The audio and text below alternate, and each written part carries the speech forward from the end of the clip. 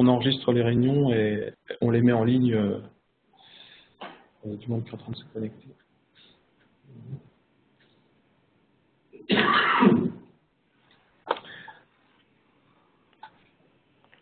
Est-ce que vous m'entendez pour les gens à distance? Oui, très bien.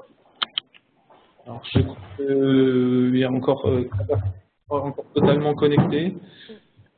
Oh, ça prend toujours un peu de temps quand tu te connectes. Est-ce que tu peux nous mettre avec le temps la liste pour qu'on voit tout le monde? Voilà.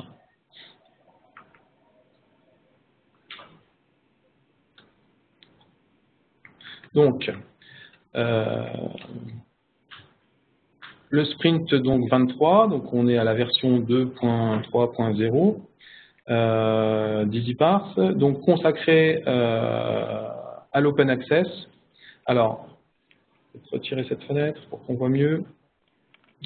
Donc, l'objectif du sprint, c'est de mettre en place des fonctionnalités de base pour pouvoir gérer les logs issus de l'open access et des archives ouvertes. Qu'est-ce qui distingue en fait les logs de l'open access et des archives ouvertes? C'est que dans ces logs, en fait, on n'a pas d'authentification, on n'a pas de login, on n'a pas de nom de domaine qui est présent dans les URL, puisque ça ne vient que d'un seul domaine, donc il n'est pas présent.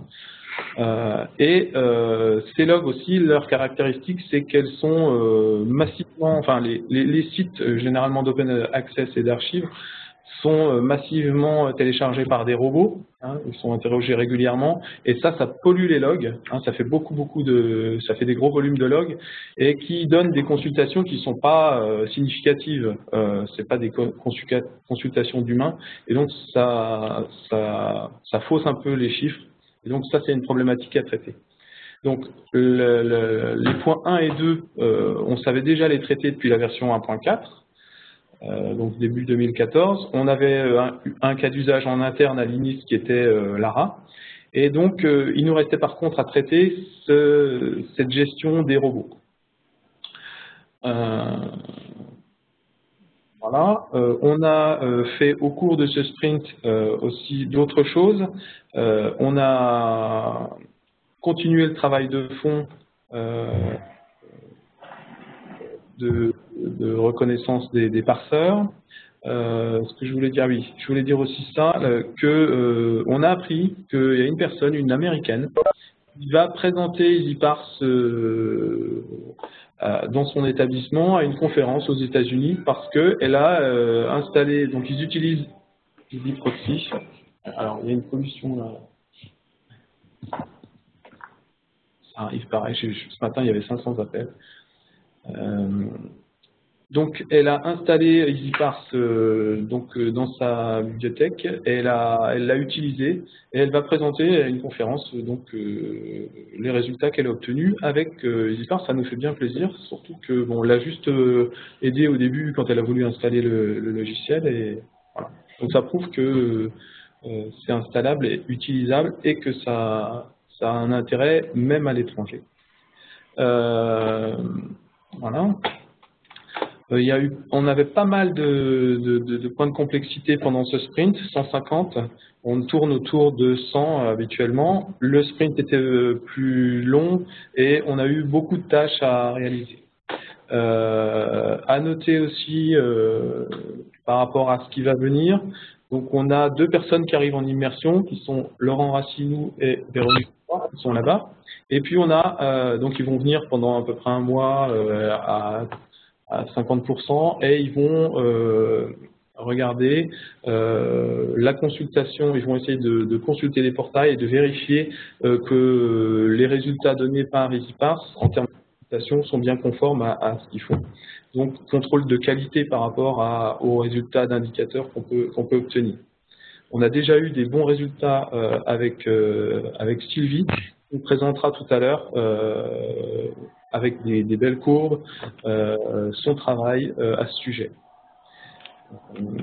Donc on a aussi un renforcement de l'équipe avec Abdel, donc Abdelrazak Moukili, qui est là-bas, qui arrive pour 1 an et qui lui va travailler sur donc à la fois EasyParse, Systex et mesures le sujet de son travail, ça va être de pouvoir dater les événements de consultation de façon à pouvoir savoir si c'est des consultations qui font partie des archives ou qui font partie du courant. Ça permet d'estimer donc dans quels abonnements, en fait, si c'est dans les licences nationales ou si c'est dans les licences courantes, font partie les consultations. Donc un petit rappel de des épiques, des grandes familles de fonctionnalités qu'on a traitées, donc du travail courant sur les plateformes, alors deux stories mais c'est du travail de fond. Support utilisateur, donc ça c'est essentiellement Thomas, mais aussi Yannick quand il y a des soucis de reconnaissance de format de log. À noter quand même qu'on a eu 30 mails d'installation depuis le début du sprint, et dont un tiers à l'étranger. Donc, ce qu'il faut savoir, c'est que chaque fois qu'il y a une installation, on propose à l'utilisateur de nous prévenir, s'il veut, qu'il a fait une installation, et donc on en a eu 30. On a encore pas mal travaillé pendant ce sprint sur la communication, on a eu 9 stories. On a maintenant un poster EasyParse en anglais, on a créé un nouveau poster Analogist qui est un peu le frère de EasyParse et qui montre, enfin de celui d'EasyParse et qui montre en fait les processus nécessaires pour analyser une plateforme. Donc on en a fait un en français, en anglais, on va l'utiliser dans les présentations qu'on va faire. Donc là on a déjà fait des présentations dans le cadre de l'e-Colc, une présentation en anglais, un webinar donc avec Thomas. Il y a eu aussi la présentation de l'autre Thomas avec Cécilia à l'UKSG 2015. On est en cours de préparation de la semaine prochaine du Parsathon, où il y a 35 personnes qui sont inscrites. Donc à 36 à l'ENSAM. On va faire une présentation en mai aussi au CISER, donc c'est pour les responsables informatiques de l'ESR. On a un poster au JABES et on a prévu aussi un poster donc là international, enfin en anglais, au QQML 2015. Voilà, donc on travaille beaucoup sur la com encore cette année. On a fait des améliorations ergonomiques, on en reparlera un petit peu, des tâches diverses, tâches de fond, correction de bugs, etc. Et puis en lien avec le thème du sprint, on a 2 stories. Le sprint, on a fait en fait 2 choses parce que ça a été assez rapide de traiter les exclusions sur l'open access. Et donc on poursuit et on continue la partie administration d'EasyParse pour toujours faciliter l'usage à travers l'interface web, faciliter l'usage. Et un des points quand même assez difficiles, c'est la mise au point, les premiers traitements avec un format de log, un nouveau format de log. Et donc on a travaillé au niveau de l'interface pour faciliter cette première étape de mise au point du format de log. Et Yannick vous en parlera. Voilà. Donc les chiffres. On aime bien aussi savoir ce qu'on fait, comment on progresse et donc quelles sont les nouveautés en termes de plateforme ou en termes de suivi. On a pas mal travaillé sur NPG, donc la plateforme Nature avec Sylvie. Donc là, elle vous montrera aussi par ces chiffres que maintenant quand on compare les chiffres éditeurs et les chiffres obtenus par EasyParse, c'est pratiquement la même chose. On a des nouveaux parseurs, donc HAL, c'était bien le thème du sprint sur les archives ouvertes, Ovid, Taylor et Francis, et puis American Physical Society dans le cadre de l'UL. Donc on a 172 plateformes recensées, on en a 57 de disponibles, donc on a un taux de couverture de 33%. Le petit schéma que je ressors maintenant à chaque fois, qui vous montre l'évolution du recensement des plateformes et de leur traitement. Donc ce qu'il faut savoir, c'est que cette partie ici, là, tout est à faire, et en haut, ici, c'est fini. Entre les deux, on travaille. Donc soit c'est les documentalistes qui travaillent parce qu'ils doivent faire des analyses de plateforme, soit c'est les informaticiens qui doivent travailler parce qu'ils doivent écrire des parseurs, et puis après, il y a toute une phase de vérification ici. Voilà. donc on essaye en fait de faire augmenter, de rester ici le plus bas possible. Les indicateurs. Au niveau des établissements, on considère qu'on est à 31, on gère 66 plateformes, on a un taux d'assimilation qui a un tout petit peu augmenté, et je pense qu'il va encore augmenter suite au Parsaton qu'on va faire. Les taux de couverture de plateforme Inis, il est à 80%, mais c'est un problème de recensement. Donc je pense que le travail de Laurent et de Véronique va permettre aussi, enfin et Sylvie en parallèle, Sylvie, va permettre de dire qu'on est vraiment bien à 100%. Et puis, pareil, couverture Couperin et UL, suite au Parsaton, je pense qu'on va augmenter ce chiffre aussi parce qu'on a un problème d'analyse de plateforme. On a besoin de gens qui vont analyser des plateformes et ça va se faire donc dans ce Parsaton. Donc là, ça j'en ai déjà un peu parlé, pour le SAV aux utilisateurs.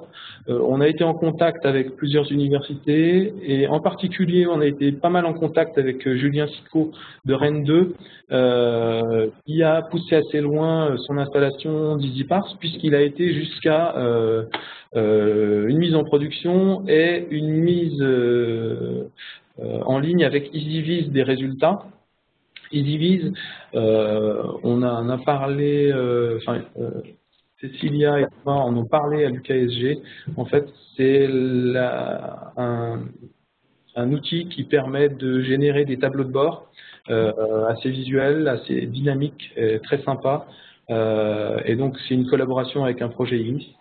Voilà, je ne m'étends pas là-dessus, on en reparlera s'il y a des questions. Les améliorations ergonomiques. On a en fait suite à la mise en place de MongoDB, donc pendant les sprints précédents, il y a un changement majeur donc maintenant dans le lancement d'EasyParse qui fait que il faut que MongoDB soit lancé pour pouvoir exécuter EasyParse et que donc au lancement, il y a ce qu'on appelle une synchronisation des bases de connaissances qui se fait. Et donc, on a un petit indicateur ici qui indique si les bases de connaissances sont synchronisées ou pas. Donc, cette période de démarrage, on peut utiliser EasyParse quand même, mais on n'aura pas un enrichissement, potentiellement, on n'aura pas l'enrichissement complet quand, par exemple, on veut remonter les titres des revues consultées. On a aussi rajouté l'affichage des traitements en cours dans l'administration. Donc ça, c'est un petit détail. On voit ici que, par exemple, sur la version de pré-prod d'EasyParse, on a des traitements en cours en permanence parce qu'on fait fonctionner Bibliomap, par exemple. Et donc, on voit qu'il y a des flux. Et des flux qui sont traités en permanence. Dans les divers et techniques aussi, on a rajouté un header, ce qu'on appelle un header avancé. Alors, c'est un paramétrage qui permet en fait de dédoublonner. Alors, dans ce cas bien précis, ça permet de dédoublonner. Vous savez qu'il y avait, pour pas mal de gens, vous avez remarqué que quand on consulte la plateforme Elsevier, on est amené forcément sur une page où il y a à la fois le PDF et à la fois le HTML, ce qui fait que potentiellement, le comptage des consultations est doublé. C'est-à-dire qu'on a une visualisation du HTML par défaut, et si on veut voir le PDF, on va cliquer sur le lien, et il y aura deux consultations qui seront comptées, alors que l'utilisateur, au départ, il ne voulait que le PDF. Et donc, on a rajouté une fonctionnalité qui va permettre de dédoublonner ces deux, donc faire du dédoublonnage interformat. Et donc, on va pouvoir voir au niveau Elsevier ce que ça apporte en termes de surestimation des consultations. Parce que ça soit Elsevier ou EasyParse, jusqu'ici,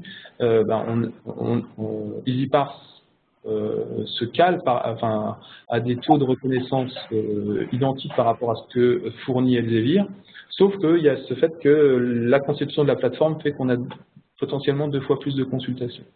Donc on va pouvoir voir ce que ça donne.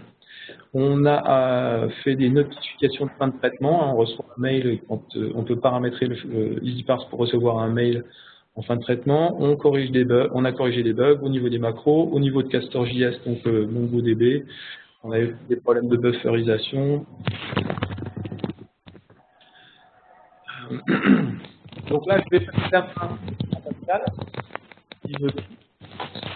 pour qu'il nous présente en fait la mise en production, la mise en exploitation. J'ai mis comme ça. La mise en exploitation d'EasyParse à l'UL. Alors, c'est potentiellement en rapport avec le sprint parce que cette mise en exploitation, elle consistait à automatiser les traitements EasyParse dans le cadre à la fois des revues payantes et dans le cadre aussi de DocNum, qui est l'archive ouverte mise en ligne par l'UL. Je te passe la main, Pascal? Oui, merci. Donc Pascal Rezetko, je suis responsable de la partie exploitation à l'Université de Lorraine. Cette mise en place d'EasyParse, bibliologue, bibliomap au sein de l'Université de Lorraine a commencé début de l'année. Dominique, c'est quand tu es venu pour l'immersion pendant 2 mois. Oui. Donc on s'est appuyé à la fois sur Bruno Ménette qui avait déjà une expérience sur EasyParse, qui était déjà installé au sein de l'université, mais uniquement pour la partie ouvrage, revue commerciale et non pas sur la partie DocNum qui représente la partie gestion des thèses au sein de l'université de Lorraine avec ORI-OAI. Et puis avec Thomas Junot aussi de la partie documentation département de la documentation de l'université de Lorraine sur les aspects de documentation, l'analyse des documentations, enfin l'analyse des indicateurs et des différentes états post-traitement qui sont remontés ensuite par EasyParse. Donc, comme je le disais, au niveau du périmètre, on a 2 choses. EZ-Proxy, donc c'est ce qu'on utilise, je ne sais pas si c'est quelque chose d'habituel, pour la partie consultation. Oui. La partie consultation donc, des revues commerciales, et donc on utilise DocNum, on utilise l'application ORI pour tout ce qui est gestion des thèses. Il faut savoir que derrière, au niveau de l'exploitation, on a naturellement, comme dans tout centre informatique, un certain nombre de contraintes d'hébergement, pour avoir une certaine homogénéité en termes de plateforme, en termes d'OS, en termes de serveurs. On utilise, ici on a utilisé donc 3 serveurs, 2 étaient déjà en fonction. C'était donc un serveur DocNum pour tout ce qui était hébergement de ce qu'on appelle Pétal ou ORI-OAI pour la gestion des thèses. EZ-Proxy existait déjà. Et on a mis en place un serveur spécifique EZ-Parse. On l'a mis en place pour différentes raisons. D'une part parce que on n'avait pas de recul sur la charge qui pouvait être induite par EZ-Parse. Et si on avait voulu le mutualiser sur des serveurs qui utilisaient déjà, enfin sur lesquels on avait déjà mis en place d'autres applications, ça aurait pu induire peut-être des problèmes. Au niveau de la sécurité aussi de ce serveur, c'est vrai que on n'avait pas de recul non plus sur le surtout sur ces derniers-là. Et donc on voulait isoler de façon à avoir un accès qui soit mieux géré. Thomas, Bruno, n'hésitez pas à ajouter au fur et à mesure des choses que je pourrais oublier. Donc au niveau système, comme je le disais, je suis plutôt en bas du système, donc je vais essayer de pas non plus trop vous embêter avec des termes, mais bon. J'essaye en fait surtout d'expliquer dans cette print review les spécificités qui sont liées à l'installation et à la mise en exploitation de cet outil au sein d'une université, en l'occurrence celle de Lorraine. Donc, on est sur du CentOS. Là, en l'occurrence, on a utilisé la toute dernière version de CentOS 7 qui est sortie il n'y a pas longtemps. On a pris une grande expérience dessus, mais ça nous a permis justement de valider un certain nombre de choses. Sur tous les serveurs, on a une surveillance qui est effectuée via Nagios sur un certain nombre aspects, sur la volumétrie de disque, sur la charge système, sur le fait que le serveur swap, on avait naturellement des sauvegardes qui sont effectuées tous les jours dessus, enfin, c'est des choses comme ça qui viennent de base, on va dire à chaque fois qu'on installe un serveur. L'activation d'EasyParse, elle a été faite via le système CTL, qui est le nouveau système de lancement des processus au niveau du CentOS 7. On a mis en place des comptes spécifiques pour des comptes système au niveau du CentOS pour EasyParse, le Bibliolog et Bibliomap, qui sont bien étanches et chacun a son propre compte. Et on a installé les applications dans le FlashHome du serveur. Par contre, pour les données, on a mis en place un file system spécifique dans lequel on retrouve à la fois tout ce qui est archive et à la fois la nouvelle base de données, bon, donc Mongo, pas MongoDB, qui a été installée, elle, un peu plus récemment.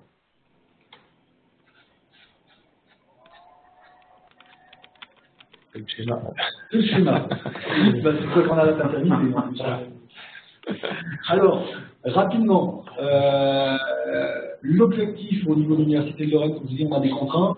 Pas en termes d'implémentation, de suivre les préconisations, installées sur des virtual machines, aussi je n'ai pas revenu, je vais pas revenir dessus, et puis aussi d'automatiser à la fois tous les transferts qui peuvent exister entre, je vous disais, on a à la fois des serveurs pour Doctune, on a aussi des serveurs pour EasyProxy, donc pour la consultation des ouvrages. Potentiellement, c'est quelque chose aussi qui peut s'étaler. On est en train de mettre en place d'autres archives ouvertes. On a éventuellement des sites web qui peuvent également avoir au sein même du site un certain nombre d'ouvrages. Donc les transferts sont quelque chose d'important. On a privilégié R6log pour faire ces transferts. Pour l'instant, ça n'a été mis en place que au niveau de la partie EZ-Proxy. Normalement, il est envisagé également de le mettre en place pour Doctune. On a des problèmes techniques qui font que pour l'instant, c'est un simple transfert SCP qui a été mis en place. Donc ces transferts se font au fil de l'eau. Pour la partie R6log, le R6log, derrière, il alimente un fichier qui est repris sur la plateforme sur laquelle on a installé EasyParse et Bibliolog. Et donc derrière, ça permet d'avoir un accès temps réel sur toutes les logs qui sont remontés. Il y a une rotation également qui est effectuée tous les jours, que j'y reviens peut-être un petit peu après. Donc les traitements quotidiens, justement. Donc derrière, on a un archivage de tous les fichiers que l'on reçoit quotidiennement. Les noms de ces différents fichiers, quelle que soit la source, sont normalisés. Et on effectue derrière un classement de ces fichiers dans des répertoires par année, par mois, enfin, du standard, on va dire. Derrière, par contre, on a des traitements un petit peu, un peu plus spécifiques qui avaient été mis en place par Bruno et qui ont été maintenus, qui permettent d'alléger les archives avec un certain nombre de suppressions d'informations non pertinentes, des informations qui sont en doublon. Il y a une volumétrie quand même qui est assez importante. Il y a un traitement aussi qui est important au niveau de ces logs. L'objectif, c'est d'optimiser un petit peu ces traitements. Pour l'instant, je n'ai pas encore suffisamment de recul au niveau de l'exploitation pour vous montrer des jolis graphes sur la charge système induite par ces traitements ou sur les augmentations de volumétrie ou sur un certain nombre d'autres choses que l'on peut avoir au niveau de l'exploitation. C'est encore un petit peu jeune, mais on peut penser que moi ou dans les mois à venir, je devrais pouvoir éventuellement faire parvenir à Dominique ce genre d'informations. Ça peut être intéressant. Qui s'intéresse du monde. Et puis derrière aussi, il y a Bruno qui, ça existait déjà, qui fait de l'injection du profil des usagers de façon à pouvoir faire des statistiques par catégorie.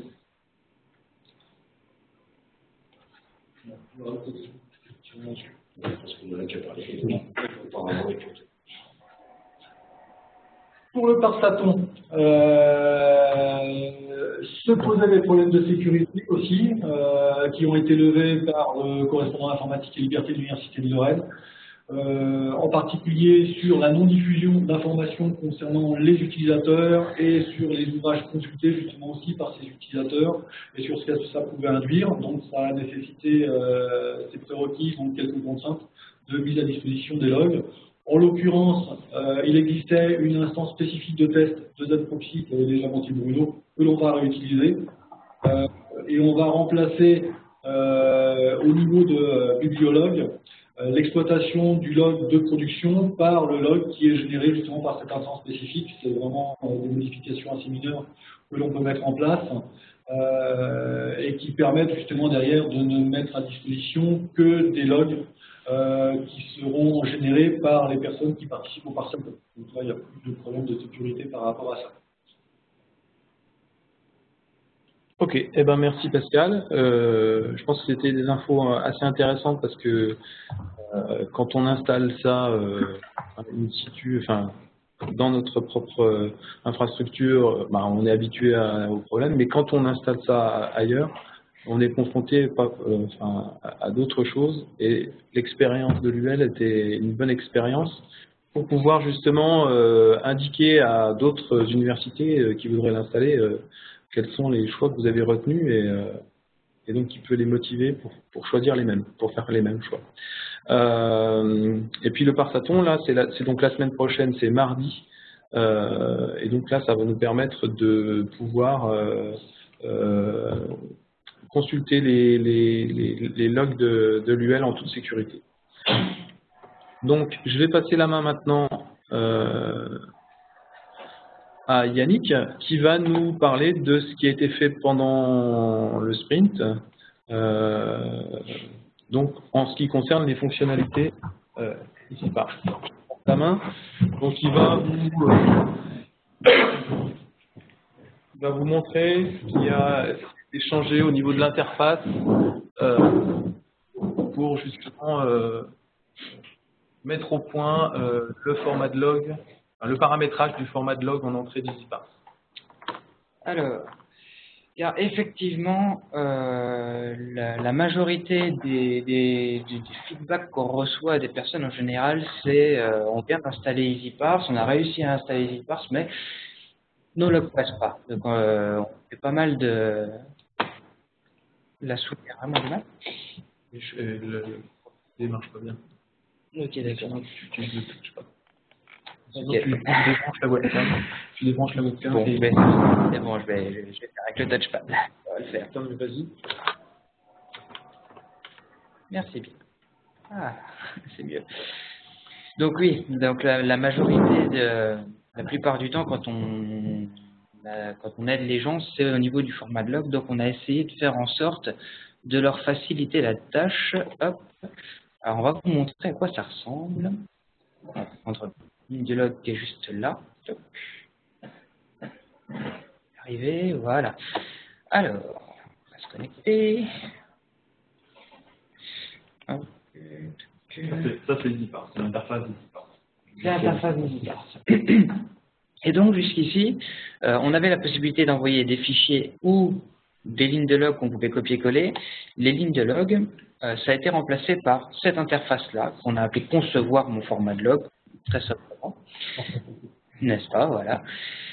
Alors, ce qu'on fait ici, c'est qu'on copie une ligne ou plusieurs lignes de log ici dans cette boîte. Et à partir de là, on va essayer de on va lui donner un format de log et il va nous dire qu'est-ce qui match pas, tout simplement. Donc, et il va nous indiquer ici si jamais c'est reconnu automatiquement. Bon, là, en l'occurrence, c'est du format Squid un peu particulier. Du Biopam.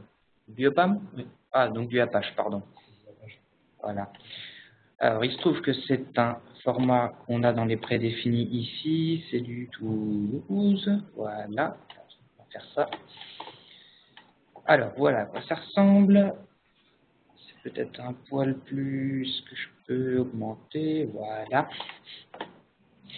Donc, ce qu'il a fait ici, c'est qu'il nous a pris la ligne de Toulouse qui est là. Il a utilisé ce format de log-là. Et il a essayé de parser et ça a marché. C'est magnifique, n'est-ce pas? Et ce qui nous intéresse ici, c'est dans le cas où on est en train d'essayer de créer notre format de log et que donc on n'a pas encore notre format, on tâtonne un peu. Dans le cas où on fait une erreur, il va nous dire à quel endroit ça commence. Merci. Donc il va nous dire à quel endroit il y a une erreur. Voilà, en vert, en rouge, pour bien visualiser. et il nous montre les éléments qui ont été reconnus. Voilà, aussi simple que ça. Et avec la possibilité, une fois qu'on a réussi à créer notre format de log, à traiter les lignes qu'on a données ici pour vérifier que tout fonctionne bien. Voilà. Je pense pas qu'il y a plus à dire là-dessus. Ensuite, la deuxième chose principale qui a été faite pendant ce sprint, c'est le filtrage des robots dans le cadre notamment de l'open access. L'autre côté. L'autre côté. Hop, à gauche. Merci. Hop là. Donc c'est le filtrage des robots dans le cadre de l'open access où tout ce qui est les bots Google, Bing et compagnie, ils vont consulter les ressources en permanence et ça augmente pas mal les consultations de manière artificielle. Hop. Donc, EasyParse maintenant a une base de données d'IP correspondant à des robots qu'il charge au démarrage et il va à chaque fois vérifier pour les événements de consultation est-ce que cette IP correspond ou pas à un robot et il va filtrer ces IP-là. Alors, je vais essayer de faire assez vite. On va laisser ça ici plutôt. Hop. Donc, les IP-là sont stockés dans des fichiers qui sont dans le répertoire exclusion à la racine d'EasyParse et ça ressemble tout simplement, voilà, à une liste d'IP avec éventuellement des commentaires. Voilà, c'est aussi bête que ça. Et donc, les IP les éléments de consultation qui ont des IP qui sont là-dedans sont filtrés. Voilà. Hop. Combien on a d'adresses IP actuellement? Actuellement, il y a à peu près 300 000 adresses IP qui sont filtrées. Alors, ça ne gère pas tous les cas. Hein. Faut quand même, par exemple, on ne gère que les adresses IP et pas les cas où le host est une adresse tout court, du genre www.googlebot-je ne sais quoi. Ces cas-là, on ne les gère pas encore. Voilà. Ce que tu peux dire aussi, c'est que il y a maintenant à disposition un scrapper de fichiers qui va aller télécharger automatiquement tous les fichiers qu'a montré Yannick pour récupérer les versions à jour de ces fichiers. Parce que bon, bien sûr, les robots, il y en a tous les jours des nouveaux, et donc il faut avoir une liste à jour. Et donc, on a la possibilité d'aller télécharger automatiquement des listes de fichiers robots qui sont déposés dans le répertoire des exclusions et qui seront en fait considérés comme des consultations de robots. Une fonctionnalité aussi supplémentaire qui rejoint aussi le thème du sprint, c'est le fait que dans le cadre des archives, on peut aussi avoir pas mal de consultations qui concernent l'administration du site. Et donc, on peut potentiellement avoir un fichier d'adresse IP d'administrateur du site qui seront, elles aussi, exclues des consultations automatiquement si on les met dans le répertoire des exclusions. Ouais. C'est-à-dire que les fichiers sont nommés d'une certaine manière. Alors, le dossier exclusion, il contient des fichiers avec les listes d'IP pour les robots, qui commencent par robots-quelque chose, et les IP qui correspondent à ça, c'est des robots, c'est filtré.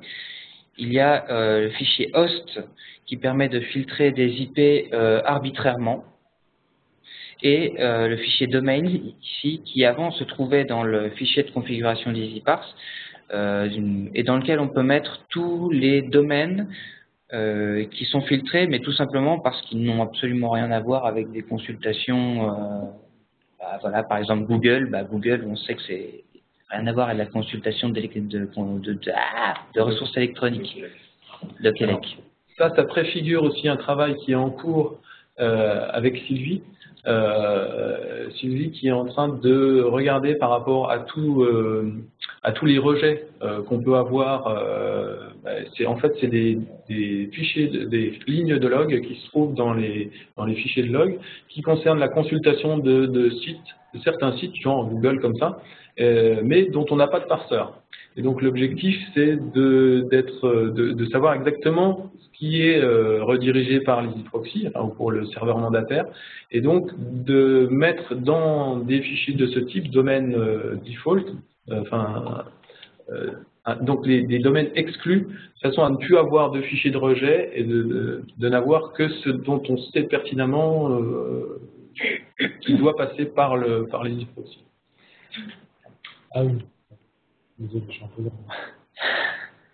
Donc ça, on travaille dessus. Donc cette nouvelle fonctionnalité d'exclusion des adresses IP ou des domaines apporte au niveau Open Access, mais ça va aussi apporter dans le cadre général pour minimiser en fait tout ce qui est rejet quand on les demande et puis savoir exactement ce qui se passe. Et du coup, on va pouvoir aussi avoir des alertes encore plus pertinentes. Et bon, ça c'est dans le... Ce filtrage des adresses IP a peut-être une autre utilité pour les universités. En fait, on a une activité de formation qui est des bibliothèques qui est négligeable et pouvoir filtrer justement sur la base de l'adresse IP les salles de formation, ce qui relève de la formation et ce qui relève de la consultation véritable peut être aussi une piste de travail. Voilà. Améliorer. C'est la même méthode. Voilà, il suffira d'avoir le fichier des adresses qui va bien. Ça sera exclu. Voilà. Donc je ne vais pas épiloguer parce qu'on commence à manquer un peu de temps. Je pense que j'ai tout dit à ce niveau-là. Donc je vais passer la main à Sylvie. Voilà. Voilà. Ouais, tu lui mets le... Oui. Tu cliques sur le lien. Tu cliques sur le lien. Tout à fait. Top. Clique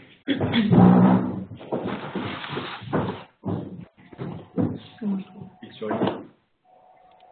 Ah, lire.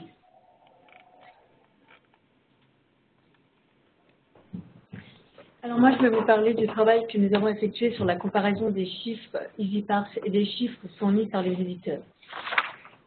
Alors pour baliser les résultats que nous obtenons avec EasyParse, nous avons effectué des comparaisons avec les statistiques de consultation fournies par les éditeurs, les JR1, et nous avons produit ces mêmes JR1 avec EasyParse. Alors pour rappel, JR1 c'est égal au nombre de requêtes réussies d'articles en texte intégral par mois et par revue. Donc nous avons pris les revues les plus consultées de ces principales plateformes et nous avons agrégé les données fournies par les éditeurs et les résultats EasyParse dans un même tableau. Et nous avons ensuite calculé le taux de différence. Alors commençons par la plus importante plateforme, qui est Sciences Direct. Donc nous avons comparé ici 5 mois de statistiques locales du portail Biblioplanète, donc de août à décembre 2014, avec ces mêmes 5 mois des statistiques éditeurs. Donc ici vous avez les trois principales revues les plus consultées en astronomie de Elsevier. Une ligne bleue pour EasyParse et une ligne rouge pour les éditeurs. Donc on voit clairement sur ces top revues qu'il y a très peu de différence, moins de 2%, et ceci sur toute la période testée. Pour être clair, en abscisse vous avez les périodes et en ordonnée le nombre de consultations. Donc, nous avons fait la même chose pour la plateforme ACS sur l'année 2014. Donc, une ligne rouge pour EasyParse et une ligne bleue pour les éditeurs, toujours sur les 3 revues les plus consultées de ACS. Donc là, pareil, on voit clairement qu'il y a peu de différence. Nous avons continué nos comparaisons avec Nature pour la période de janvier à novembre 2014. Et on s'est aperçu qu'il y avait donc peu de différence pour la revue Nature. Par contre, il y avait des différences importantes de 18% pour la revue Nature Method et 21% pour la revue Nature Neuroscience. Alors pour les exemples précédents, donc, nous avons fait des représentations graphiques des 3 plus importantes revues seulement, mais pour chaque plateforme, nous avons été beaucoup plus dans le détail, comme par exemple ici pour ce tableau d'analyse de NPG. Donc, vous voyez ici qu'on a repéré de grosses différences entre les chiffres éditeurs et les chiffres EasyParse. On en a conclu que l'on avait certainement loupé des choses dans l'analyse des URL et oublié une ou plusieurs façons d'accéder à l'article. Alors notre démarche a donc été de reprendre complètement l'analyse en s'appuyant fortement sur l'appli Bibliologue, donc, qui vous a déjà été présenté dans des sprints revues précédents, pour repérer ces manques. Nous avons aussi étudié le fichier des rejets. C'est un fichier qui comporte plus de 8400 lignes de rejets pour voir toutes les URL de cette plateforme NPG qui passait à la trappe. C'est un travail très minutieux et qui demande beaucoup de temps. Et au final, on s'est aperçu que 2 formats d'URL avaient été oubliés dans l'analyse. Donc ainsi, j'ai complété l'analyse de notre wiki analogiste et j'ai noté toutes mes démarches dans notre outil de gestion des plateformes donc Trello. Le parseur a été corrigé par Dominique et j'ai recommencé à comparer les données avec ce nouveau parseur. Et voilà le résultat. La plateforme Nature est maintenant très bien analysée et peut donc repasser dans Trello dans plateforme à jour. Et c'est pas fini. Là, vous avez la représentation graphique pour EDP Science. Donc, vous voyez ici que les données de comparaison sont presque parfaites. Le taux de différence est tout à fait acceptable. La plateforme est à jour. Mais notre travail est loin d'être fini. On va continuer ces comparaisons et les analyses des rejets, etc., pour avoir des reconnaissances de plateformes validées. Et voilà, et j'ai fini. Je passe la main maintenant à Cécilia, qui va parler d'un outil de visualisation des résultats d'EasyParse interactifs.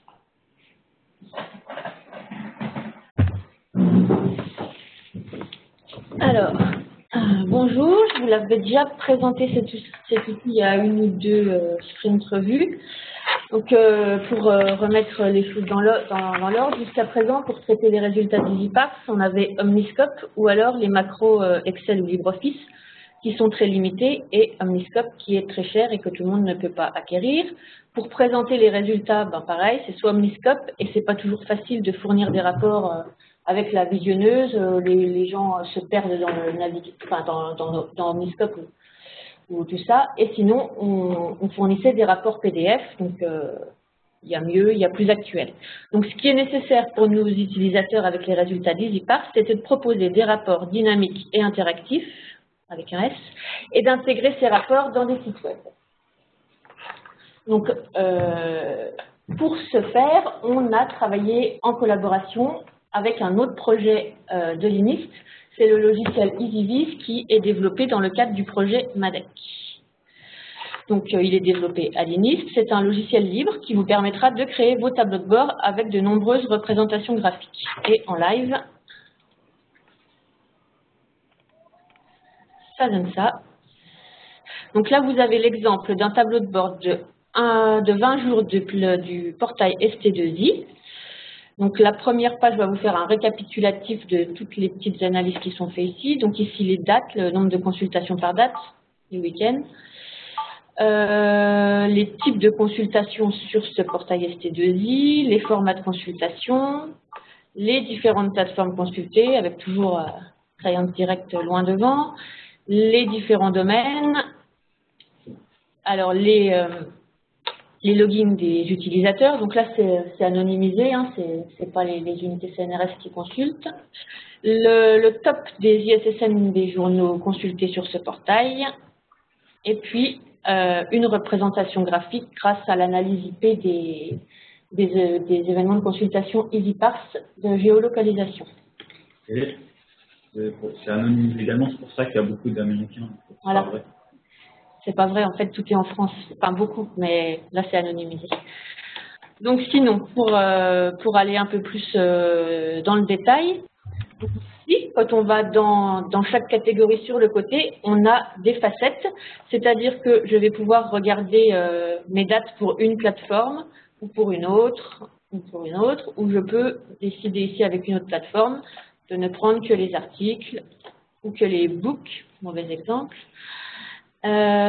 Sinon, pareil, au niveau des formats, je vais avoir aussi pouvoir filtrer par plateforme. Voilà. Je vais pouvoir filtrer par type et par format. et en dessous, j'ai les événements de consultation qui s'affichent. On peut revenir jusqu'à l'article. Je vais ici vous montrer par exemple la consultation du top journal. Donc ici, si je vais ici en dessous, j'ai les événements de consultation qui correspondent et je peux aller jusqu'à l'article. Donc là, ça ne va pas marcher parce qu'il n'y a pas le get. On y va quand même à l'abstract. Voilà, on peut suivre complètement tous nos événements de consultation. Ça va faire gonfler les chiffres.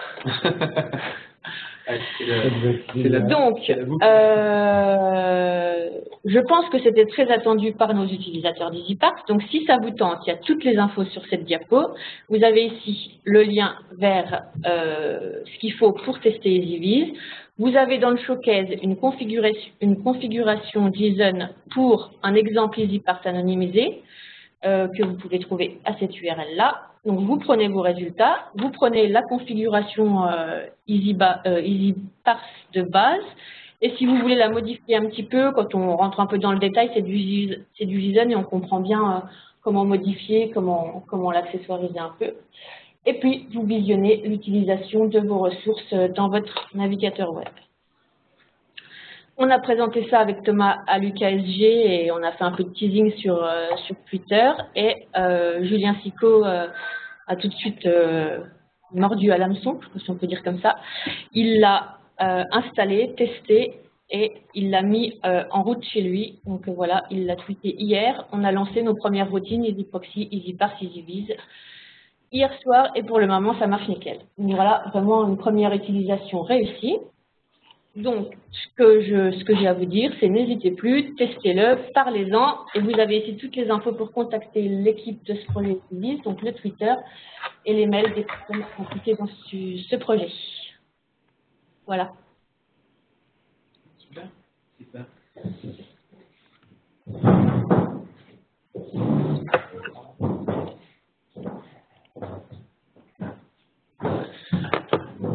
Donc, merci à tous les intervenants qui ont présenté chacun leur petite partie. C'était très intéressant. Il reste un petit peu de temps pour les questions. Je ne sais pas si vous nous entendez toujours à distance ou ici dans la salle. Si quelqu'un a des questions, c'est le moment.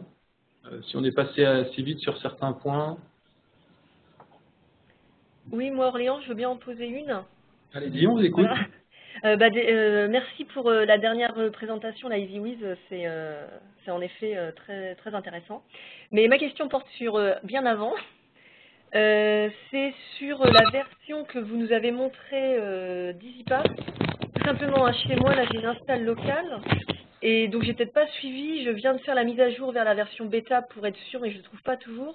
J'ai des onglets fichiers de log, et tout à l'heure, vous nous avez montré, pour comprendre pourquoi nos logs passaient pas, un onglet qui s'appelle analyser, qui n'est plus copier-coller vos logs en fait. Oui. C'est le jeune. Oui, c'est Yannick qui vous a montré voilà, Yannick, ça. C'est pas. Voilà, mais c'est ça.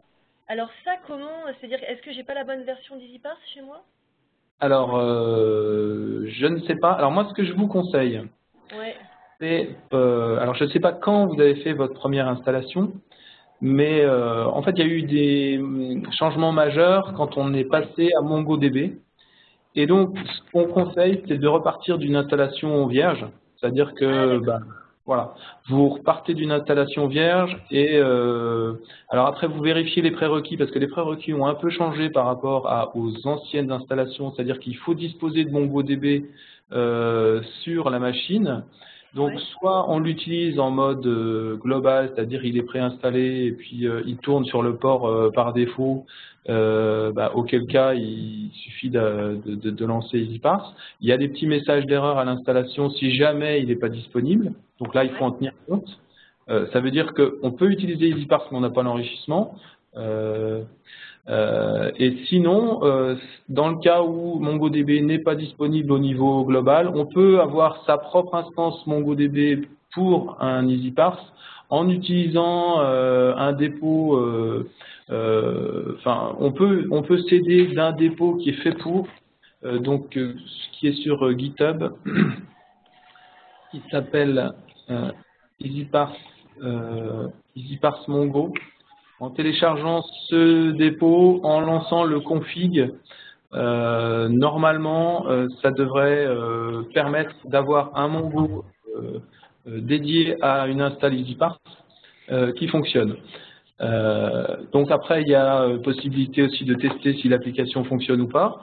Et donc à ce moment-là, vous vous retrouvez avec une installation en version, donc là 2.2, enfin elle sera en version 2.3 après la sprint review. Et vous aurez au niveau donc de l'administration, ici quand on est en administration, donc pour rappel, est administrateur le premier utilisateur qui va se connecter sur l'application suite à une installation. Quand on est amené à se loguer, quand on vient d'installer un EasyParse, le premier utilisateur qui se logue est administrateur. Donc il a cet onglet en plus qui lui permet de faire un certain nombre de choses. Donc en particulier faire des mises à jour, gérer les utilisateurs. Voilà. Et donc pour le traitement des logs, on a cet onglet supplémentaire ensuite dans la version à jour. Hélène, c'est ça? Oui. La version d'EasyParse que vous utilisez, c'est la version pour Windows ou la version pour Linux? Ah oui, bonne question. C'est installé sur Linux. D'accord. Et donc, ça veut dire... D'accord. Ouais. Non, ça veut dire que tout ce que vient de vous expliquer Dominique s'applique. Parce qu'en fait, c'est des fonctionnalités qui ne sont pas présentes dans la version pour Windows. Mais on va faire un message d'information au propre pour expliquer la procédure de réinstallation et ce qui a changé. Parce que c'est vrai qu'on peut difficilement maintenant remettre à jour proprement un vieil EasyParse pour arriver à la nouvelle version. Donc le plus simple, c'est de repartir de zéro, de s'assurer que les prérequis sont là, dont le MongoDB, et de relancer le logiciel. Alors là, je continue, je prends la parole parce que là, je suis sur le GitHub là, oui. Et dans les prérequis, je vois Linux, standard, curl, unzip et Git, et c'est tout. Alors je suis bien au bon endroit, je vois pas mon MongoDB. Le plus simple, c'est d'aller voir dans la doc sur l'instance d'EasyParse en ligne, donc easyparse.couperin.org/doc. C'est pareil, c'est une bonne remarque ce que vous nous faites là, parce que c'est vrai qu'il y a de la doc un peu dispatchée à différents endroits. D'accord, bon je vais repartir et puis de toute façon, sinon on verra la. Mais n'hésitez pas à nous refaire un mail si vous êtes bloqué trop longtemps. D'accord. Ok, bon je vais refaire ça chez nous. Ok, je vois en ligne là. Sur la doc en ligne, normalement c'est assez explicite. Mais c'est vrai qu'il y a des éléments de documentation qui ne sont pas forcément à jour partout. Ok. Bon sinon merci pour toutes les infos là. Donc faites-nous savoir si vous avez réussi ou si vous n'avez pas réussi. Oui. C'est important pour nous. Ouais, je serai là à l'atelier mardi. D'accord, mardi. Super. Ouais.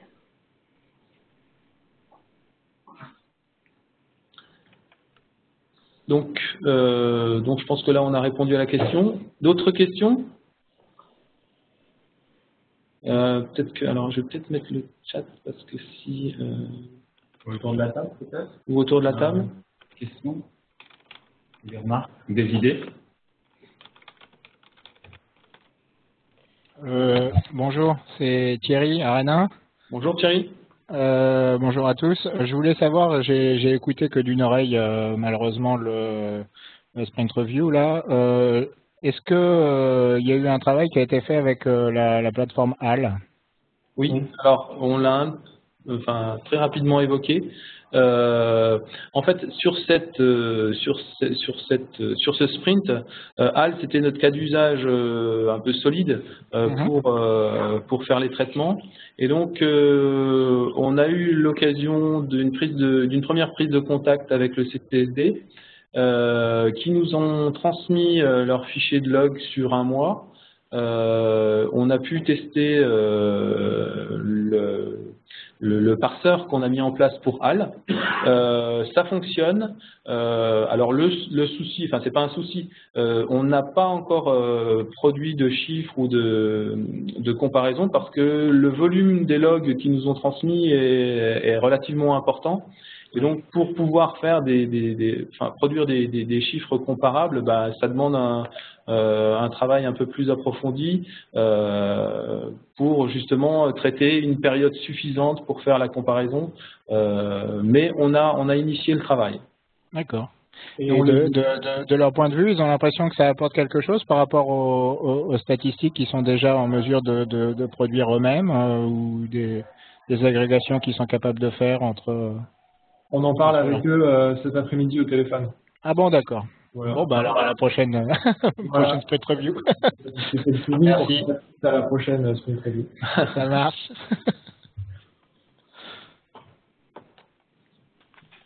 Bonjour, vous m'entendez? Oui. Oui, Marie-Laure Bretin et rien. Moi, je voulais savoir, en fait, par rapport à, justement, autour de HAL, enfin, en récupération des logs de HAL, c'est toujours des logs qui doivent passer par le proxy. Alors, pour HAL, enfin pour tout ce qui est archives ouvertes, open access, la particularité c'est que les organismes mettent en œuvre la plateforme et donc ils maîtrisent leurs fichiers de log. Donc c'est pas forcément, on n'est pas obligé de prendre les logs du proxy. Donc ça peut être les logs de l'applicatif qui sert à mettre en ligne les ressources. Et c'est le cas de HAL. Donc on a directement les logs de l'applicatif qui met en ligne les ressources. Et donc c'est pour ça qu'on utilise dans ce cas-là un seul parseur qui est propre à la reconnaissance des lignes de log de l'applicatif. Et on a tout du coup. Ça répond à la question? Oui, d'accord, merci, très bien, oui, ça répond tout à fait, merci bien. Parce que, alors, il se peut que ces ressources passent aussi par un proxy. Dans ce cas-là, on se retrouve dans le cas de figure des ressources payantes, mais ça a moins d'intérêt. Oui, ok. Oui, mais ça c'est intéressant. D'accord. Merci bien. Voilà.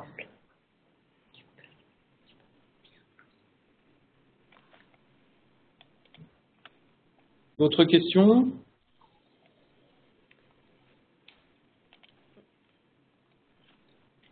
Sinon, ce que je peux vous annoncer, c'est donc le prochain sprint va être aussi assez long, un peu comme celui-ci, mais c'est parce que aussi il recouvre le mois de mai, qui est souvent plein de trous. Merci. Voilà. Et donc, on vous donne rendez-vous pour la fin du prochain sprint. Je crois que c'est le 18 juin. Et donc, pour ce sprint, on va poursuivre ce qu'on a commencé au niveau de l'administration, de l'interface d'administration, au niveau des vérifications. Et puis donc, on va aussi avoir, je pense, au cours de ce sprint, un gros travail de nouveaux parseurs, puisque la semaine prochaine, comme on va faire un parsaton, on espère avoir plein de nouvelles analyses et donc qui vont donner lieu à potentiellement développement de plein de nouveaux parseurs. Voilà. Ça vous a peut-être donné le temps de réfléchir à d'autres questions. C'est bon? Bon, s'il n'y a pas d'autres questions, de toute façon, on est toujours disponible par mail, etc. Donc, n'hésitez pas. Surtout si vous avez des retours par rapport à vos installations. Quand vous allez essayer EasyViz, on vous encourage à essayer EasyViz, ne restez pas bloqué. N'hésitez pas à faire appel à nous. On peut avoir les supports justement de présentation? Oui. Alors, ce que je fais généralement, c'est que je propose de revoir un accès à l'enregistrement de la sprint review. Et puis, par contre, par rapport au support, on tweetera des choses. On mettra des choses sur le GitHub et puis dans la doc ou sur Analogist aussi, on mettra des choses. Ok. Voilà. Voilà, bon, ben, merci à tous. Bah, merci à vous. Merci à tous. Bon appétit, bonne journée. Au 18 juin. Au revoir.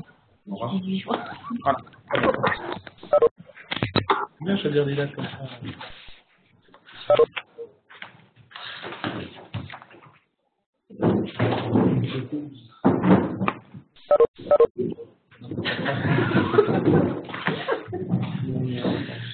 Et là, tu me prends un peu de... Ça arrive tout seul. C'est bon. Et t'es pas pareil? Sur les plateformes. Ouais. C'est bien de travailler en 3 jours. Ouais. Et sur les players, c'est pas mal, on est moins de... Mais par contre, c'est Waylay qui